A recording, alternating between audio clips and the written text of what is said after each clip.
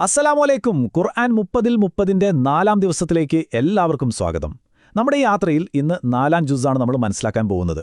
വളരെ പ്രധാനപ്പെട്ട 3 കാര്യങ്ങളാണ് ഇതിലുള്ളത്. വലിയ പ്രതിസന്ധികൾ വരുമ്പോൾ എന്തു ചെയ്യണം, നമ്മളിൽ നിന്ന് തെറ്റുകൾ സംഭവിച്ചാൽ എന്താണ് വഴി, പിന്നെ നമ്മുടെ സംസാരവും പെരുമാറ്റവും എങ്ങനെയായിരിക്കണം.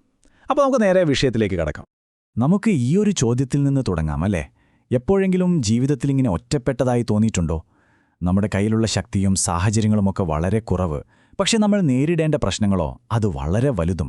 സത്യം പറഞ്ഞാൽ ഒരു രക്ഷയുമില്ല എന്ന് തോന്നുന്ന അവസ്ഥ. അങ്ങനെയുള്ള സമയത്ത് ഖുർആൻ നമ്മളോട് എന്താണ് പറയുന്നതെന്ന് നോക്കിയാലോ? ഇതാണ് നമ്മുടെ ആദ്യത്തെ പോയിന്റ്. ഒരു നിലക്കും ജയിക്കാൻ സാധ്യതയില്ല, എല്ലാം കൈവിട്ടുപോയി എന്ന് തോന്നുന്ന ഘട്ടങ്ങളിൽ അള്ളാഹുവിൻ്റെ സഹായം എങ്ങനെയാണ് വരുന്നത്? ശരിക്കും പറഞ്ഞാൽ ഏറ്റവും വലിയ പ്രതിസന്ധികളിലാണ് അള്ളാഹുവിൻ്റെ ഏറ്റവും വലിയ സഹായം നമ്മൾ കാണാൻ പോകുന്നത്. ഈ വിഷയത്തിനെ അടിസ്ഥാനമായി ഖുർആൻ നമ്മളെ കൂട്ടിക്കൊണ്ടുപോകുന്നത് സൂറത്ത് ആലി ഇമ്രാനിലെ ഈയൊരു ആയത്തിലേക്കാണ്. ഇവിടെ അള്ളാഹു ചരിത്രത്തിലെ വളരെ നിർണായകമായൊരു സംഭവത്തെ ഓർമ്മിപ്പിക്കുകയാണ്. എന്താണതിലെ സന്ദേശം എന്ന് നമുക്ക് നോക്കാം. നിങ്ങൾ ശ്രദ്ധിച്ചോ, ഇവിടെ അള്ളാഹു ഒരു യുദ്ധത്തിന്റെ പേര് ബദർ എടുത്തു പറയുന്നു. ഖുർആനിൽ അങ്ങനെ ഒരു സ്ഥലപ്പേര് അല്ലെങ്കിൽ ഒരു യുദ്ധത്തിന്റെ പേര് എടുത്തു പറയുന്നത് വളരെ കുറവാണ്. അള്ളാഹു പറയുകയാണ്, നിങ്ങൾ എണ്ണത്തിൽ ഒന്നുമില്ലാതിരുന്ന വളരെ ദുർബലരായിരുന്ന ആ ബദറിന്റെ ദിവസം ഓർക്കുന്നില്ലേ? അന്ന് ഞാൻ നിങ്ങളെ സഹായിച്ചില്ലേ? യഥാർത്ഥ സഹായവും വിജയവും നമ്മുടെ കയ്യിലുള്ളതിന്റെ കണക്കനുസരിച്ചല്ല വരുന്നത് എന്ന് പഠിപ്പിക്കാനാണിത്. ആ ബദറിലെ സാഹചര്യം ഒന്ന് ആലോചിച്ചു നോക്കൂ. റമദാൻ 17, ഒരു ഭാഗത്ത് 313 പേർ. യുദ്ധം ചെയ്യാൻ വേണ്ടി വന്നവരല്ല, അതുകൊണ്ട് കയ്യിൽ കാര്യമായ ആയുധങ്ങളോ ഒന്നുമില്ല. മറുഭാഗത്തോ 1000-ൽ കൂടുതൽ ആളുകൾ എല്ലാ ആയുധങ്ങളുമായി സർവ്വസജ്ജരായി നിൽക്കുന്നു. ലോജിക്കലായി ചിന്തിച്ചാൽ 1% പോലും വിജയസാധ്യതയില്ലാത്തൊരവസ്ഥ. അപ്പോൾ പിന്നെ എങ്ങനെയാണ് ആ അസാധാരണ വിജയം സംഭവിച്ചത്? അതിന്റെ രഹസ്യമെന്താണ്? അതിന്റെ താക്കോൽ അള്ളാഹു തന്നെ ആ ആയത്തിൽ പറയുന്നുണ്ട്. തഖ്വ, അള്ളാഹുവിനെക്കുറിച്ചുള്ള ആഴത്തിലുള്ളൊരു ബോധം. അതിനോടൊപ്പം തന്നെ തവക്കുൽ, അതായത് അള്ളാഹുവിൽ സർവ്വതും ഭരമേൽപ്പിക്കുക. എന്റെ കഴിവുകൊണ്ടല്ല, അള്ളാഹു സഹായിച്ചാൽ മാത്രമേ എനിക്ക് വിജയിക്കാൻ കഴിയൂ എന്ന പൂർണ്ണമായ വിശ്വാസം. ഈ 2 കാര്യങ്ങളുണ്ടെങ്കിൽ ഏത് പ്രതിസന്ധിയെയും മറികടക്കാനാവും. ശരി, പുറത്തുള്ള ശത്രുക്കളെ നേരിടുന്ന കാര്യം നമ്മൾ കണ്ടു. ഇനി നമുക്ക് അകത്തേക്ക് വരാം. അതായത് നമ്മൾ നമ്മളോട് തന്നെ നടത്തുന്ന പോരാട്ടത്തിലേക്ക്. നമുക്കെല്ലാവർക്കും തെറ്റുകൾ പറ്റാറുണ്ടല്ലേ?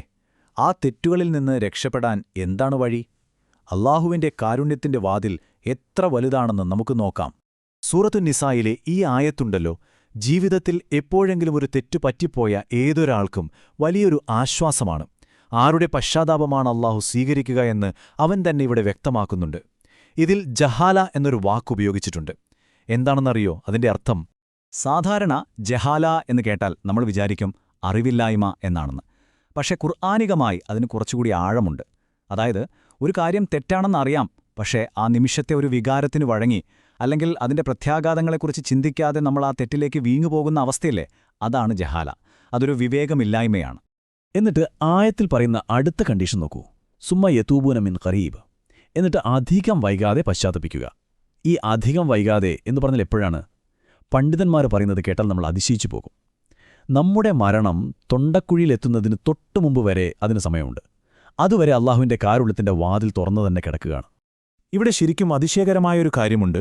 സാധാരണ പശ്ചാത്താപത്തെക്കുറിച്ച് പറയുമ്പോൾ ആയത്ത് അവസാനിക്കുന്നത് ഗഫൂർ റഹീം അഥവാ ഏറെ പൊറുക്കുന്നവൻ, കരുണാനിധി എന്നൊക്കെ പറഞ്ഞാണ്. പക്ഷെ ഇവിടെ ആയത്ത് അവസാനിക്കുന്നത് അലീമുൻ ഹക്കീം, അതായത് സർവജ്ഞനും യുക്തിമാനും എന്നാണ്. എന്തുകൊണ്ടായിരിക്കും അത്? കാരണം നമ്മുടെ തെറ്റുകൾ അള്ളാഹുവിന് നന്നായി അറിയാം. പക്ഷെ അവന്റെ യുക്തി കൊണ്ട് ആ തെറ്റിൽ നിന്ന് നമ്മൾ തിരിച്ചു വരുമ്പോൾ നമ്മുടെ പഴയതിനേക്കാൾ നല്ലവരാക്കി മാറ്റാൻ അവനറിയാം. നമ്മുടെ ഒരു വീഴ്ചയെപ്പോലും ഒരു ഉയർച്ചയ്ക്ക് കാരണമാക്കാൻ കഴിവുള്ളവനാണവൻ. അപ്പോൾ ഒന്ന് ആലോചിച്ചു നോക്കൂ, പ്രതിസന്ധിയിൽ അള്ളാഹുവിന്റെ സഹായം കിട്ടി, തെറ്റുപറ്റിയപ്പോൾ അവന്റെ കാരുണ്യം ലഭിച്ചു.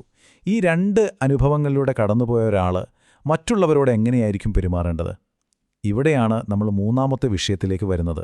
മറ്റുള്ളവരുടെ ഹൃദയങ്ങൾ കീഴടക്കാൻ ഖുർആൻ പഠിപ്പിക്കുന്ന ഏറ്റവും വലിയ രഹസ്യം. ഈ ആയത്തിൽ അള്ളാഹു തന്റെ പ്രവാചകനായ മുഹമ്മദ് നബി സല്ലല്ലാഹു അലൈഹി വസല്ലമയോട് നേരിട്ട് സംസാരിക്കുകയാണ്. നബിയുടെ ഏറ്റവും വലിയ ക്വാളിറ്റി, ആൾക്കാരെ ആകർഷിച്ച ആ പ്രധാനപ്പെട്ട സ്വഭാവം എന്തായിരുന്നു എന്ന് അള്ളാഹു തന്നെ തുറന്നു പറയുന്നു. സുബ്ഹാനല്ലാഹ്, ഈ ആയത്ത് ഇറങ്ങുന്നത് എപ്പോഴാണെന്നറിയോ? ഉഹുദ് യുദ്ധത്തിനു ശേഷം ചില സഹാബിമാരുടെ ഭാഗത്തുനിന്ന് വലിയൊരു അബദ്ധം സംഭവിച്ച സമയത്താണ്. പക്ഷേ അവരോട് ദേഷ്യപ്പെടാനോ പരുഷമായി പെരുമാറാനോ അല്ല അള്ളാഹു പറയുന്നത്. മറിച്ച്, നബിയെ, നിങ്ങളുടെ ഈ സൗമ്യതയുണ്ടല്ലോ, അത് നിങ്ങളുടെ കഴിവല്ല, അത് എന്റെ കാരുണ്യമാണ്. ആ ഒരു സൗമ്യത ഇല്ലായിരുന്നെങ്കിൽ നിങ്ങളെ ചുറ്റുമുള്ള ഈ മനുഷ്യരൊന്നും കൂടെ നിൽക്കില്ലായിരുന്നു. ഇപ്പോൾ സ്ക്രീനിൽ കാണുന്ന ഈ നമ്പർ എന്താണെന്ന് നിങ്ങൾ ചിന്തിക്കുന്നുണ്ടാകുമല്ലേ? നമ്മുടെ സംസാരത്തിൽ സൗമ്യത എത്രത്തോളം പ്രധാനമാണെന്ന് മനസ്സിലാക്കാൻ ഈ നമ്പർ നമ്മളെ സഹായിക്കും. അതാണ് സംഭവം. ഇന്നത്തെ സൈക്കോളജി പഠനങ്ങൾ പറയുന്നത് നമ്മളൊരാളോട് ഒരു മോശം വാക്ക് പറഞ്ഞാൽ ആ വാക്കുണ്ടാക്കുന്ന മുറിവുണക്കാൻ നമ്മൾ ചുരുങ്ങിയത് 5 നല്ല വാക്കുകൾ പറയുകയോ നല്ല രീതിയിൽ ഇടപെടുകയോ ചെയ്യണമെന്നാണ്. 1 ന് 5 അത്രയും ശക്തിയുണ്ട് ഒരു മോശം വാക്കിന്. അതുകൊണ്ടാണ് ഖുർആൻ സൗമ്യതയ്ക്ക് ഇത്രയധികം വില കൽപ്പിക്കുന്നത്. ഈ ഉപമ നോക്കൂ, എന്തു ഭംഗിയാണിത്! കടുംപിടുത്തവും പരുഷമായ സ്വഭാവവും ഒരു ഇഷ്ടിക വീട് പോലെയാണ്. ഒരു ഭൂകമ്പം വന്നാൽ അത് പൊട്ടിപ്പൊളിഞ്ഞു താഴെ വീഴും. ഒരു പ്രശ്നം വന്നാൽ ആ ബന്ധം തകരും. എന്നാൽ സൗമ്യതയും വിട്ടുവീഴ്ചയുമുള്ള സ്വഭാവം ഒരു മരം കൊണ്ടുണ്ടാക്കിയ വീട് പോലെയാണ്. ഭൂകമ്പത്തിൽ അത് ആടിയുലയും, പക്ഷേ തകരില്ല. അതിന് വഴങ്ങാനും പിടിച്ചു നിൽക്കാനും കഴിയും. അപ്പോ നമ്മൾ ഇതുവരെ പറഞ്ഞ ഈ 3 കാര്യങ്ങളും എങ്ങനെയാണ് പരസ്പരം ബന്ധപ്പെട്ട് കിടക്കുന്നത്? പ്രതിസന്ധി വരുമ്പോൾ അല്ലാഹുവിൽ പൂർണ്ണമായി വിശ്വസിക്കുക. നമ്മളിൽ നിന്ന് തെറ്റുവന്നാൽ അവന്റെ കാരുണ്യത്തിൽ വിശ്വസിച്ച് അവനിലേക്ക് മടങ്ങുക. എന്നിട്ട് അവൻ നമ്മളോട് കാണിച്ച ആ കാരുണ്യത്തിന്റെ ഒരു ചെറിയ അംശം മറ്റുള്ളവരോട് സൗമ്യതയായി കാണിക്കുക. നമ്മൾ ചർച്ച ചെയ്ത എല്ലാ കാര്യങ്ങളെയും ഈ ഒരൊറ്റ ആയത്ത് ഒരുമിപ്പിക്കുകയാണ്. അല്ലാഹു നമ്മളോട് ചോദിക്കുകയാണ് വളരെ ലളിതമായൊരു ചോദ്യം.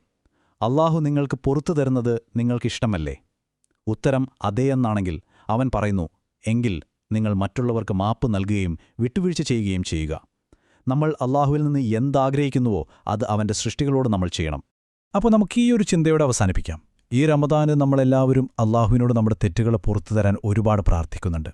ആ പ്രാർത്ഥനകൾക്കിടയിൽ നമുക്ക് നമ്മളോട് തന്നെ ചോദിക്കാം, അല്ലാഹു എനിക്ക് പുറത്തു തരണമെന്ന് ഞാൻ ആഗ്രഹിക്കുന്ന അതേ വിട്ടുവീഴ്ച എന്നോട് തെറ്റ് ചെയ്ത് എൻ്റെ സുഹൃത്തുക്കൾക്കോ കുടുംബക്കാർക്കോ നൽകാൻ ഞാൻ തയ്യാറാണോ?